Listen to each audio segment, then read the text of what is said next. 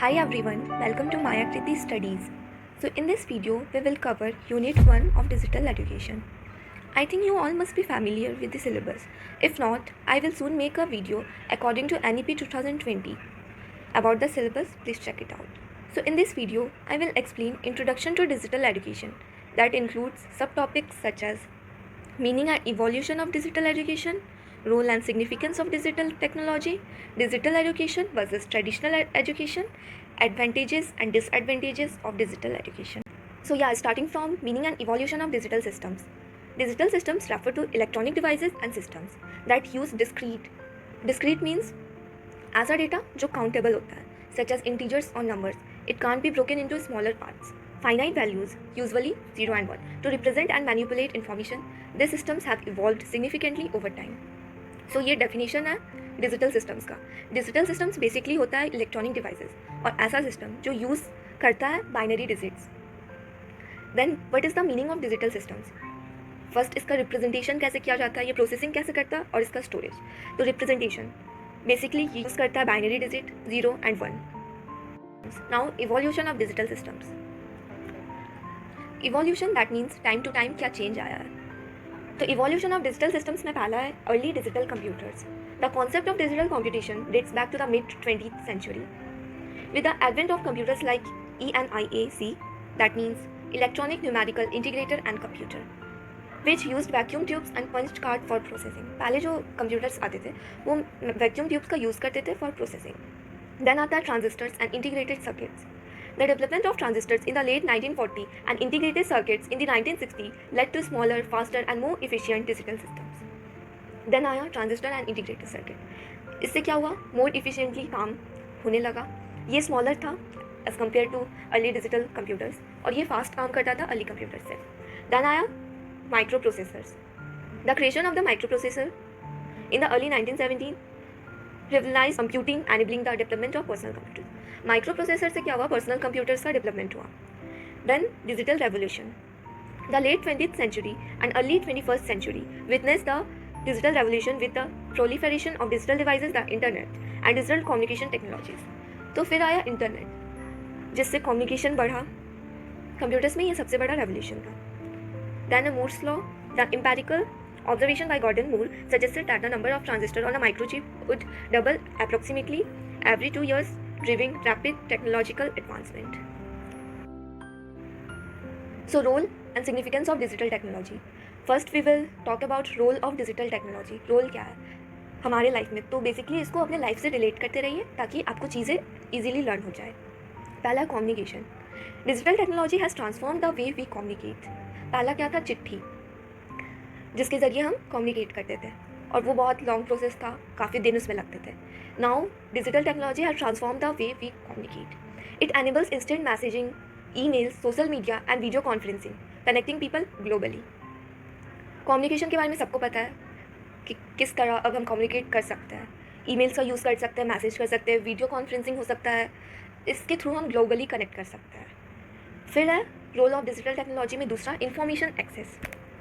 Internet से हम लोग काफ़ी इन्फॉर्मेशन निकाल सकते हैं और बहुत वास्ट इन्फॉर्मेशन, मतलब बहुत ही वाइड इन्फॉर्मेशन अगर आपको चाहिए तो भी मिल जाए, making research and learning more efficient. Then है एजुकेशन. घर बैठे एजुकेशन लेना. प्रोसेस है, काफ़ी सारे ऑनलाइन रिसोर्सेज हैं जो अवेलेबल है, वो भी फ्री ऑफ कॉस्ट. अभी ये वीडियो ये जब आप पढ़ रहे होंगे वो भी एक ऑनलाइन रिसोर्स हुआ जिसके थ्रू आप एजुकेशन ले रहे हैं अपने एग्ज़ाम के लिए. तो उसी तरह काफ़ी सारे ई लर्निंग मटेरियल्स आपको मिल जाएंगे that allow student to access educational materials and courses from anywhere. Automation.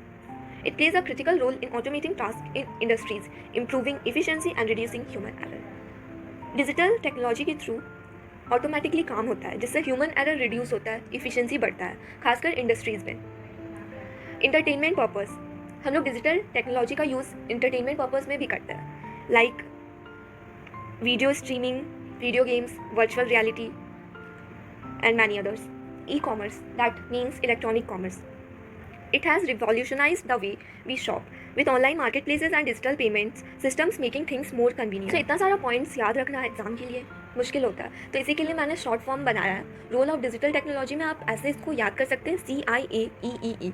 आपको बगल में दिख रहा होगा रोल ऑफ डिजिटल टेक्नोलॉजी के बगल में लिखा हुआ है CIAEEE, that means communication, information access, I means, A means automation, E means education, then entertainment, ecommerce. आप इसे ऐसे याद रखिए CIAEEE। So now significance of digital technology, इसमें काफ़ी सारे पॉइंट्स हैं such as economic growth. Digital technology contributes to economic growth by driving innovation, global connectivity, and it improves productivity, creating jobs and enabling entrepreneurship. Digital technology से क्या हो रहा है? Innovation बढ़ रहा है, प्रोडक्टिविटी बढ़ रहा है, जो जॉब्स क्रिएट कर रहा है, एंटरप्रेन्योरशिप दे रहा है। Then efficiency, digital technology automates task, reducing the time and efforts required to complete them. This efficiency is critical in both business operations and everyday life. Efficiency बढ़ता है, of course, human error कम होता है, जल्दी जल्दी इसमें fast task आप कर सकते हैं, सच एज अभी कैलकुलेटर का एग्जाम्पल आप ले सकते हैं। Then a global connectivity, digital technology connects people globally, cultural exchange and cooperation. It is a powerful tool for international relations and diplomacy. Obviously global connectivity बढ़ाता है ये। इनोवेशन, अभी हमने पढ़ा डिजिटल टेक्नोलॉजी से इनोवेशन बढ़ता है। Types innovation in various industries, technology companies are constantly developing new products and services from smartphones to medical devices, improving our quality of life. Security, digital technology is crucial for cyber security. It helps protect sensitive data and critical infrastructure from cyber threats. आप इसमें अपना जो crucial data है उसे save करके रख सकते हैं, जो इसे साइबर थ्रेट से बचाएगा। Health care, in the healthcare field, digital technology facilitates telemedicine, electronic health records, and medical research. It improves patient care and contributes to advancement in healthcare. So it's all about the significance of digital technology. Now we will learn about digital education versus traditional education. Traditional education, in person interaction. Traditional education में क्या होता है कि आप in person interact कर सकते हैं। Traditional education is based on face to face interaction between students and teachers. This allows for immediate feedback and a more personal connection with instructors and peers. Like इसमें immediate feedback का option रहता है। अगर आप offline classes ले रहे हैं तो आप डायरेक्टली टीचर्स को पूछ सकते हैं जहाँ आपको डाउट आ रहा है। ऑनलाइन भी आप पूछ सकते हैं, लेकिन हो सकता है वहाँ इमीडिएट फीडबैक आपको ना मिले। लेकिन एक क्लासरूम में क्या होता है कि आपको अगर टीचर का नहीं समझ में आ रहा, आप वहाँ पे बैठे हैं, आप डायरेक्टली उनको पूछ लिए।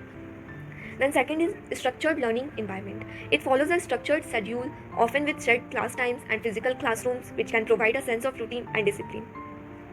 So यहाँ शेड्यूल फिक्स होता है, आपकी क्लासेस इतने बजे से आपको ऑफलाइन वहाँ पे पहुँच जाना है। ऑनलाइन क्या होता है कि ऑनलाइन भी आपका शेड्यूल रहता है। अगर आपने परचेस किया है कोई बैच या फिर फ्री भी आजकल कंटेंट अवेलेबल रहता है, क्लासेस टाइम दिया रहता है, तो लेकिन उसमें क्या होता है कि आपको कभी मन किया कभी नहीं किया, तो इससे आपका जो पढ़ाई है वो इफेक्ट होता है। लेकिन ऑफलाइन क्या है कि आपको जाना है और आपको मन नहीं भी कर रहा जाना है, और आपको मन नहीं भी कर रहा तो आप वहाँ पे बैठ के पढ़ रहे हैं। तो इससे क्या होता है कि sense of routine and discipline आता है। Hands on learning, some subject like laboratory sciences और आर्ट्स में require hands on learning experiences that are more readily available in traditional settings. अब एक्सपेरिमेंट्स या फिर कोई आर्ट, ये सब चीज़ का क्लास है अगर, तो वो हैंड्स ऑन लर्निंग ज़्यादा बेहतर होता है, क्योंकि एक्सपेरिमेंट आप ऑनलाइन तो कर नहीं सकते हैं। Social development, traditional education promotes social development through physical presence, facilitating the development of communication and interpersonal skills. ये सोशल डेवलपमेंट बढ़ाता है, लाइक आपका कम्युनिकेशन स्किल्स भी इससे बढ़ता है, क्योंकि आप ऑफलाइन जा रहे हो तो आप किसी से मिलेंगे, कम्युनिकेट करेंगे, वो टीचर्स हो, स्टूडेंट्स हो, कुछ भी हो। तो ये सारे फीचर्स है ट्रेडिशनल एजुकेशन के। दैन है limited accessibility, it may not be accessible to everyone, especially those in remote areas और with physical disabilities. It also requires physical infrastructure और ट्रांसपोर्टेशन। तो इसमें क्या होता है कि चीज़ें अवेलेबल नहीं होती है ऑफलाइन, जिसकी वजह से बच्चों को दिक्कत आती है, हो सकता है वहाँ इंटरनेट भी ना हो। सो इतने सारे पॉइंट्स आप याद रख सकते हैं IS² HL से। I for in person interaction, S for structure learning environment, then S for social development, then H for hands on learning, then L for limited. And digital education, इसके क्या क्या features हैं। Digital education allows for more flexible learning. Students can access materials and lectures at their convenience, making it suitable for working adults or those with busy schedules.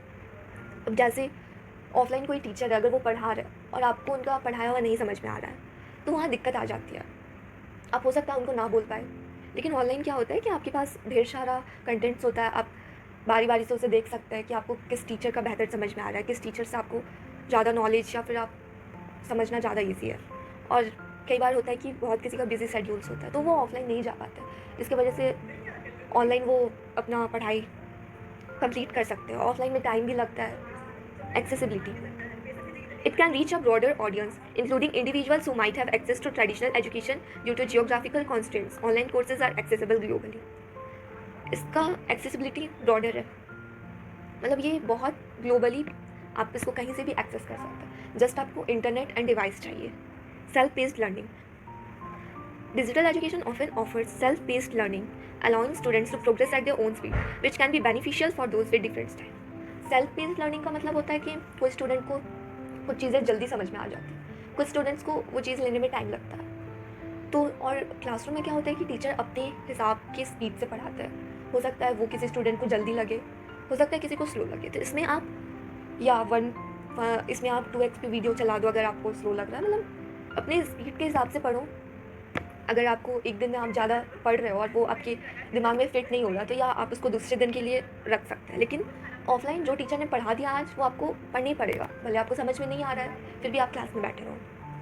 Then a variety of resources, there is a vast array of digital resources including videos, interactive simulations and multimedia content enhancing the learning experience. Resource का भी variety होता है, such as videos, multimedia content होता है, जिससे learning experience बढ़ता है। सबसे बेस्ट इसका जो है cost efficiency. In many cases digital education can be more cost effective as it eliminates the need for physical infrastructure and so या इसमें इंफ्रास्ट्रक्चर का ज़रूरत नहीं होता है, फिजिकली आपको जाना नहीं रहता है, तो ये कॉस्ट इफेक्टिव होता है। अगर आप ऑनलाइन बैचेस भी लेने जाएंगे, आपको बहुत कम प्राइस में अवेलेबल हो जाता है। बहुत सारे टीचर्स हैं जो ये करा देते हैं और इतना सारा कंटेंट्स तो फ्री ऑफ कॉस्ट पड़ा है। देन है advantages and disadvantages of digital education. तो एडवांटेजेस के लिए जो मैंने डिजिटल एजुकेशन का भी बताया, आप वही सारे प्रीफर करेंगे। और या डिजिटल एजुकेशन का पॉइंट्स को याद करने के लिए मैंने शॉर्ट फॉर्म बनाया है FASVC। देन है disadvantages, technical issues, technical problems such as internet outages और software glitches can disrupt the learning experience. कई बार होता है इंटरनेट का प्रॉब्लम, देन सॉफ्टवेयर में ग्लिच आ सकता है जिसकी वजह से आपका पढ़ाई रुक सकता है।